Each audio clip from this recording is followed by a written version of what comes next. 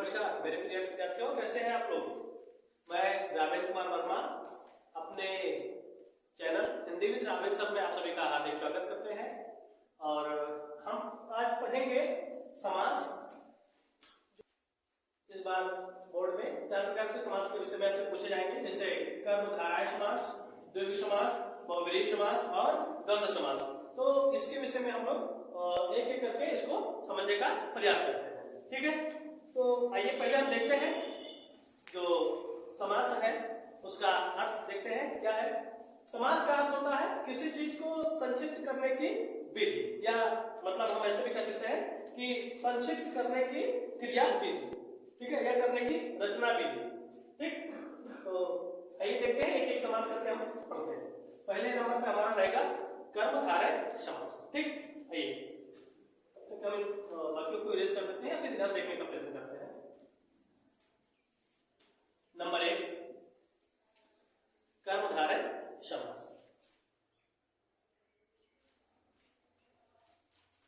हम इसकी डिफिनेशन लिख लेते हैं, शायद आप लोग के लिखे कि कर्म धारय समास में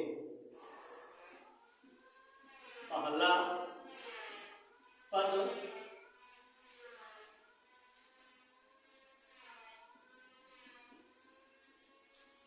विशेषण तथा बाद का पद विशेष्य होता है, ठीक है बेटा। इसको कर्मधारय समास को हम समझने के लिए देखते हैं। तो जैसे कि जो कर्मधारय समास होता है उसमें जो पहला पद होता है वह विशेषण होता है, जबकि दूसरा पद जो है हमारा विशेष्य होता है, ध्यान दीजिएगा, ठीक। इसमें इसका एग्जाम्पल अगर हम देखें, उदाहरण जैसे नील कमल,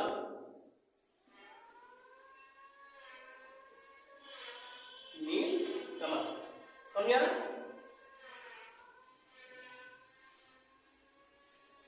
इसमें जो हमारा बाद का जो पद है विशेष है, ठीक है, जबकि पहला पद जो है हमारा वो विशेषण है। विशेषण मतलब जो क्वालिटी बता रहा हो, ठीक, जैसे नील, समझ में।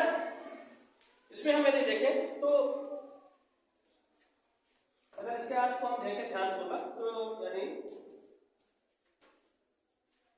नीला है जो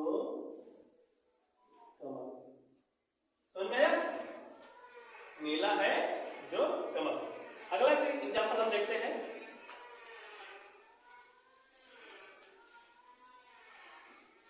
महावीर, ठीक।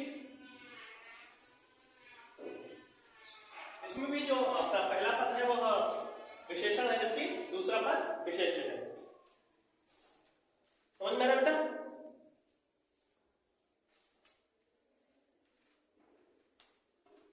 इसके अर्थ को अगर देखें यानी महान है जो वीर, ठीक।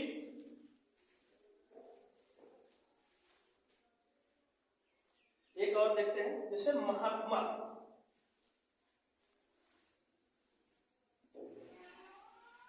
बेटा समझ में आ रहा है आप लोगों को, ठीक है।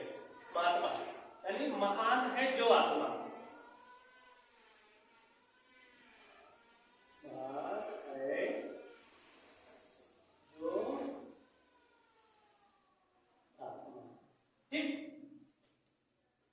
इस तरीके से हमारा जो कर्मधारय समास है उसमें हम उसको हम पहचान भी सकते हैं, उसको हम जान भी सकते हैं कि कैसे इसमें कौन सा मतलब अगर ऑप्शन में अगर वो देता है तो हम इस तरीके से उसको समझ सकते हैं कि कौन सा हमारा मतलब इसमें समास है, ठीक है। अगर पहला पद अगर जो क्वालिटी बता रहा है, विशेषता बता रहा है, ठीक है, तो वह हमारा कर्मधारय समास में आएगा, ठीक। जैसे महावीर है, नीलकमल है, ठीक। या फिर और एक देख लेते हैं जैसे नील गगन, नील गगन, यह है मतलब इसका अर्थ जो होगा वो होगा नीला है जो गगन, नीला है यो। समझ आया? आप इसका स्क्रीनशॉट ले लीजिए, फिर आगे बताते हैं आपको।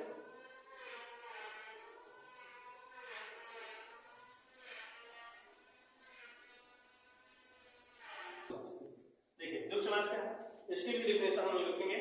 इसमें लिखेंगे कि द्वंद्व समास में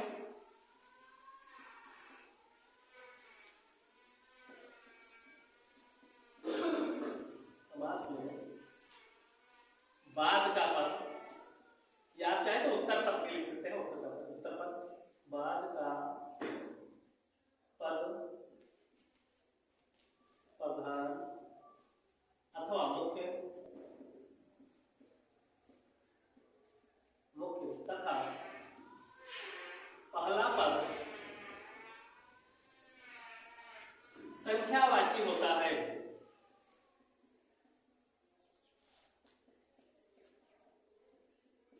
ठीक है बेटा, ध्यान दीजिए।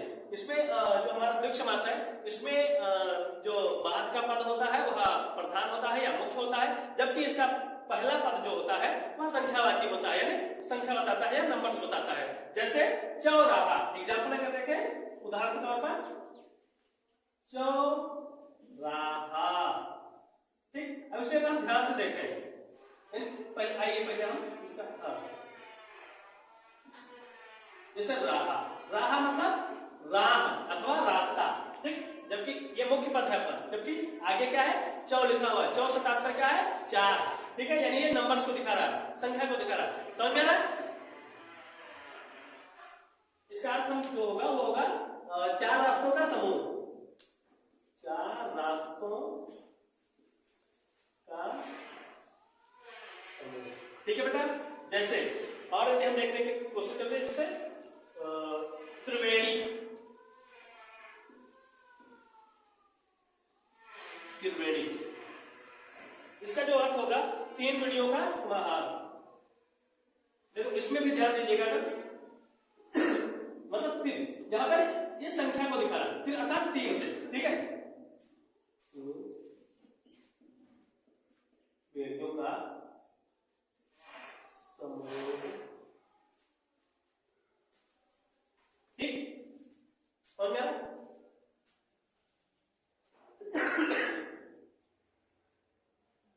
जैसे चतुर्भुज,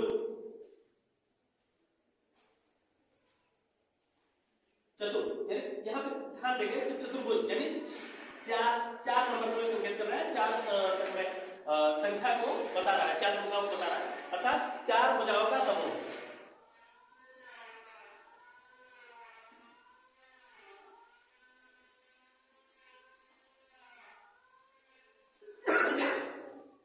समझा रहा था? अब इसका स्क्रीनशॉट ले लीजिए आप इसका। हमने 2 समास पढ़े, अब आइए देखते हैं तीसरा समास जो है हमारा बहुब्रीहि समास, इसके विषय में हम जानते हैं। देखिए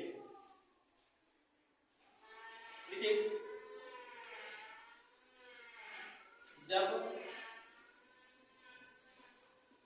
समस्त पद में आए दोनों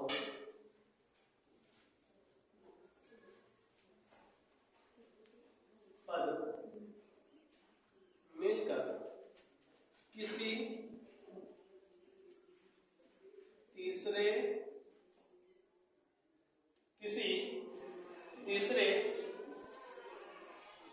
पद की ओर संकेत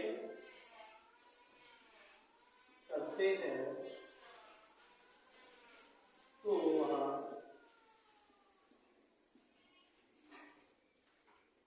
बहुब्रीहि समास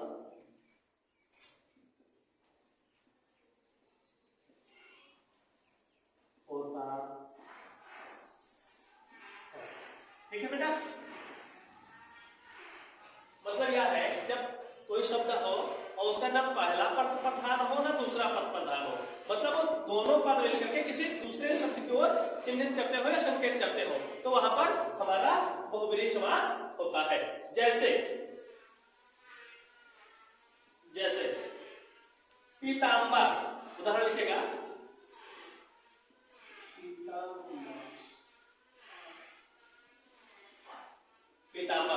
हम इसको शब्द विच्छेद करें तो होगा ये पीत धन अंबर, पीत धन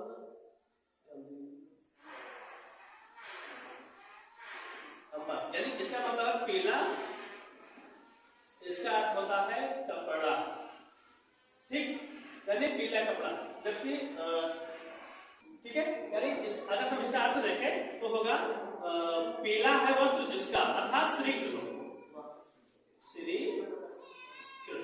भाषण में, यानी ये दोनों पद मिलकर के तीसरे पद की ओर हमें संकेत करते हैं, अर्थात पीला है वस्त्र जिसका, अर्थात श्याम सुंदर, अर्थात श्री कृष्ण।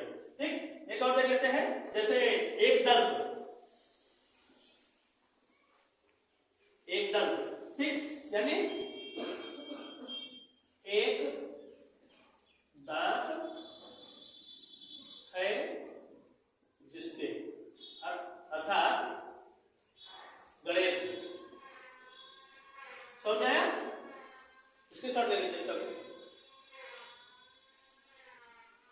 द्वंद्व समास, द्वंद्व समास में जो पहला पद होता है और जो दूसरा पद होता है, ये दोनों ही प्रधान होते हैं, ठीक है। तो आइए इसके डिफिनेशन लिख लेते हैं हम लोग। जिस समास में उत्तर पद तथा पूर्व पद दोनों प्रधान होते हैं, द्वंद्व समास कहलाते हैं।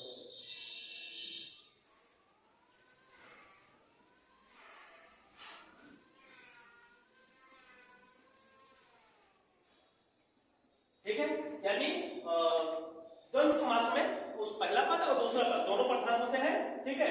और इसे द्वंद्व समास कहा जाता है। जैसे आप उदाहरण के तौर पर अगर हम देखें, जैसे माता पिता, ठीक, योजक होगा, इसका अर्थ होगा माता और पिता, ठीक।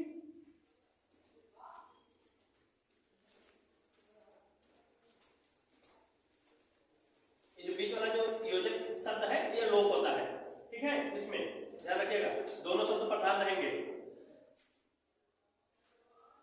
और अगर हम देखें तो अपना जैसे दाल रोटी, क्या है, दाल रोटी, लगभग ये वाले चिन्ह आपको वहां पे दिखाई देंगे, आप बहुत ही आसानी से इसको समझ सकते हैं, जान सकते हैं, ठीक है। इसमें दोनों पद प्रधान होंगे, जैसे और योजक के साथ, मतलब योजक चिन्ह भी रहेगा, इसको हम ऐसे जान सकते हैं, जैसे दाल और रोटी।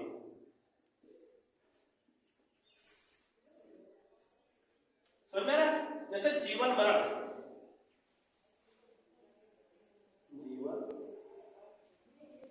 मरण, ठीक, इसका अर्थ होगा जीवन और मरण।